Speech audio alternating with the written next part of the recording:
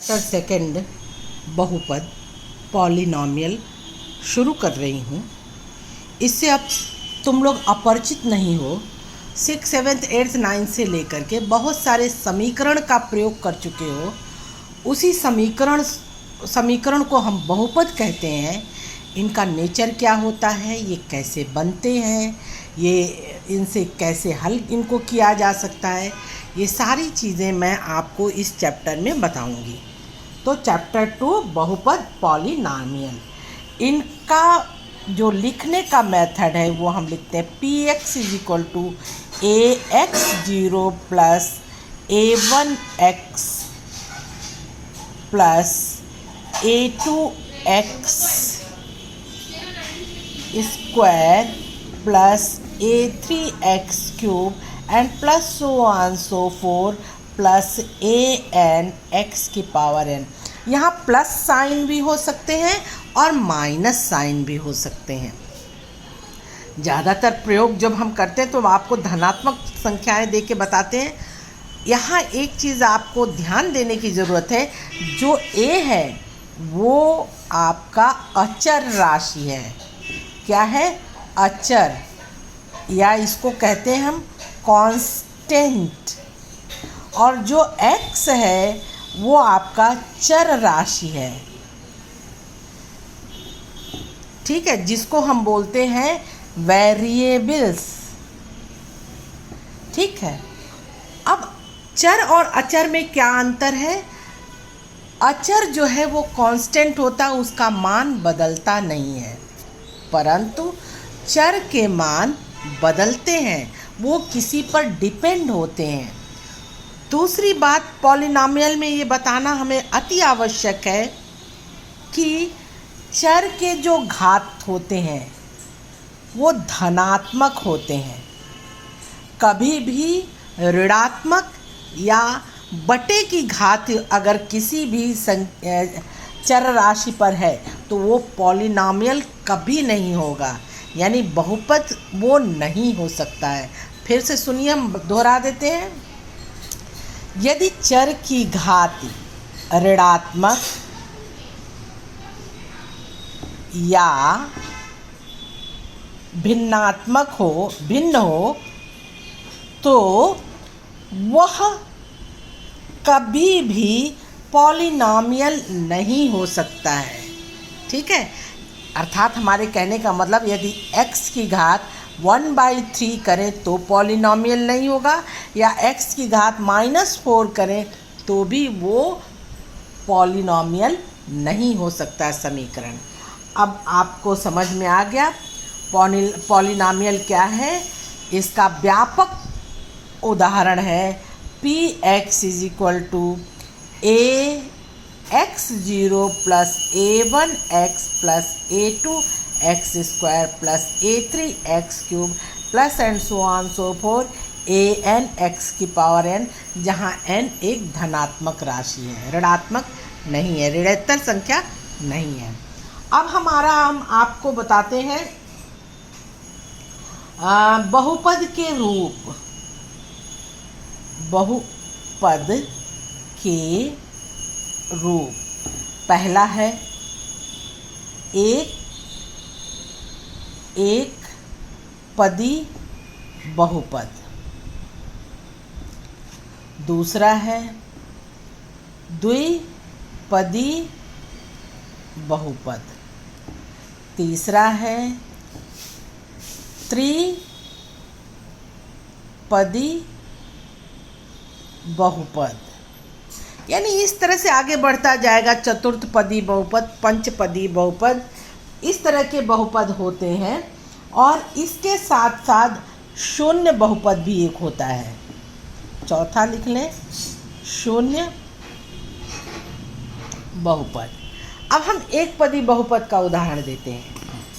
पदी से मतलब समझ में आया कि जिसमें केवल एक पद हो, एक ही संख्या हो, उसको कहते हैं एक पदी बहुपद। जैसे 7,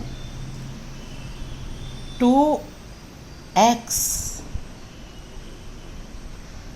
3x², इस तरह का बहुपद हो तो इस तरह के बहुपद को हम बोलते हैं एक पदी बहुपद, उसके बाद आता है आपका द्विपदी बहुपद जिसमें दो पद हैं, जैसे a plus x 5 plus y. यहाँ देखो x और y ये दोनों चर हैं, x भी चर है y भी चर है, ठीक है। 5 plus Y 3x plus 4y square, इस तरह के जो समीकरण मिलेंगे, प्लस या माइनस से भी हम जोड़ सकते हैं, यहाँ कॉमा है, तो इस तरह के जिसमें दो पद स्पष्ट रूप से दिख रहे हैं, इस तरह के बहुपद को हम बोलते हैं द्विपदी बहुपद। तीन पदी बहुपद के उदाहरण यदि हम पूछें तो आप बता सकते हैं, जैसे 3x plus 4x square plus 5xy, या आप लिख सकते हैं 5y square minus 2x plus 3। इस तरीके के जो बहुपद होते हैं तो इन्हें हम कहते हैं त्रिपदी बहुपद। शून्य बहुपद ऐसे बहुपद जिसके सभी पदों के गुणांक शून्य हों, शून्य बहुपद कहलाते हैं। जैसे example 0x plus 0x square plus 0x cube, इस तरह का जो बहुपद कहलाता है जिसका सभी गुणांक, अगर इसको हम करेंगे तो ये खोलेंगे तो ये पूरा 0 हो जाएगा, लेकिन हम इसको एक्सपेंड किए हैं, 0 में x का गुणा 0, 0 में x स्क्वायर का गुणा 0, 0 में x क्यूब का गुणा 0, लेकिन कई पदों में मैंने बांटा है तो इस बहुपद को हम बोलते हैं शून्य बहुपद, ठीक है। अब हम आपको बताते हैं घात बहुपद के और भी प्रकार होते हैं, जैसे एक घातीय बहुपद, दूसरा द्विघातीय बहुपद, और तीसरा त्रिघातीय बहुपद, चतुर्थ घातीय बहुपद। ऐसा बहुपद जिसमें पदों की घात, आपको बहुपद का घात आपको 9th में बताया गया है कि इस बहुपद का घात कितना है, तो आपने निकालना वहाँ सीखा है, वहाँ से उदाहरण ले लीजिए। एक घातीय बहुपद x प्लस 5, 2x माइनस 3, इस तरह के बहुपद जो होते एक घातीय बहुपद होते हैं। और एक घातीय बहुपद का प्रकृत जो होता है, एक घातीय बहुपद का ग्राफ केवल एक सरल रेखा होता है। अगर एक घातीय बहुपद है तो उससे केवल और केवल एक सरल रेखा खींची जा सकती है ग्राफ में, चाहे वो ऐसे खींची जाए, चाहे वो ऐसे खींची जाए, चाहे वो ऐसे खींची जाए, कुछ भी हो वो एक सरल रेखा आएगी। लेकिन यदि द्विघातीय बहुपद है, तीन घातीय बहुपद है, चार घातीय बहुपद है, तो इन सब बहुपद से, घात वाले बहुपद से वक्र मिलता है।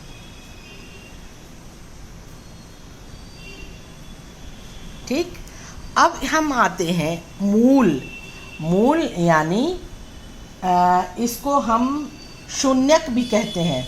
शून्यक या बहुपद का मूल, या इंग्लिश में रूट, तीन चीज़ों से जानते हैं, शून्यक, मूल, रूट। यानी किसी बहुपद से जो मान आते हैं उसके, वो अगर उस बहुपद में रख दिया जाए और बहुपद का मान पूर्णतः शून्य हो जाए तो हम कहते हैं वो उसका शून्यक है, या वो उसका मूल है, या इंग्लिश में उसका रूट है। अब ये कैसे ज्ञात करते हैं, ये जो मैं लेक्चर दे रही हूँ बहुत ध्यान से 2 बार 3 बार सुनना, तब तुम्हारी समझ में आएगा। अगर मैंने x प्लस 5 एक घातीय बहुपद दिया तो x की जितनी घात होगी वो उतना उसका मूल निकलेगा। यानी यहाँ हम कहेंगे x का शून्यक 1 होगा। ये घात पर डिपेंड करता है, यानी x बराबर -5। अगर इस x का मान -5 इस समीकरण में रख दें तो -5 + 5 = 0 हो जाएगा। वही उसका शून्यक है। मूल ही शून्यक है, मूल ही मान है, मूल ही रूट है। तो ये ध्यान रखिएगा, बहुपद का जितना घात होता है वो उसका उतना मूल होता है। यदि मैंने दे दिया x² + 4x + 4 तो इसका मूल या शून्यक या रूट ये हमेशा 2 आएगा। कैसे 2 आएगा ज़रा आप देख लीजिए।